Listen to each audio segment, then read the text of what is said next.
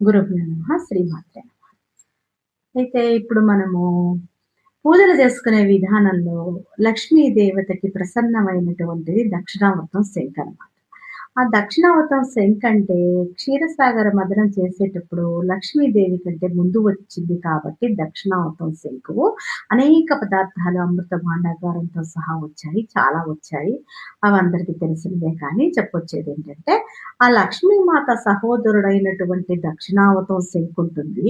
శంఖంలో 2 రకాలుంటాయి. వామనావత శంఖ అని ఉంటుంది. వామనావత శంఖొచ్చేసి మన శివుడికి అభిషేకం జేయటానికి, శివలింగానికి అభిషేకం జేయటానికి వాడతారు. దక్షిణావతం శంఖొచ్చేసి విష్ణుమూర్తికి సంకేతం అనమాట. ఆయన పట్టుకుంటారు దాన్ని. అయితే ఎటొచ్చి లక్ష్మీమాతకి ఆయన అన్నగారనమాట. అన్నగారైతే మనం ఏం చేస్తామంటే, ఒక వెండి ప్లేట్ తీసుకొని, మంచి దక్షిణావతం శంఖుని తీసుకొని, అందులో ఒక 11 గోమతి చక్రాలు పెట్టేసి, 11 గనక మీకు పూజ సామాగ్రి స్టోర్‌కెళ్ళి తెల్ల గవ్వలని దొరుకుతాయన్నమాట. అవి ప్రీతికరమైనవన్నమాట లక్ష్మీమాతకి. సముద్ర గర్భంలో ఏవి దొరికినా ఆవిడకి చాలా ఇష్టం. ఎందుకంటే, ఆమె అక్కడి నుంచే వచ్చింది కాబట్టి, వాటన్నిటిని తోబుట్టువులుగా భావించుకుంటూ ఉంటుంది.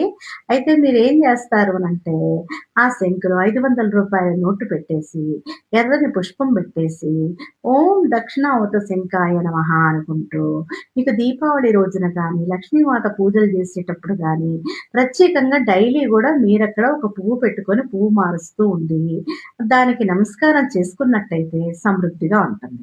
ఇంకొకటి చెప్పేదేంటంటే, అందులో కనకదార యంత్రం అని మీకు దొరుకుతుంది. దాన్ని సంపాదించుకోండి. కంపల్సరీగా దొరుకుతుంది. చిన్నది ఉంటుంది. ఆ కనకదార యంత్రం పెట్టేసి, రూ. 500 నోట్ పెట్టేసి, కొంత చిల్లరతో నింపి ఉంచండి.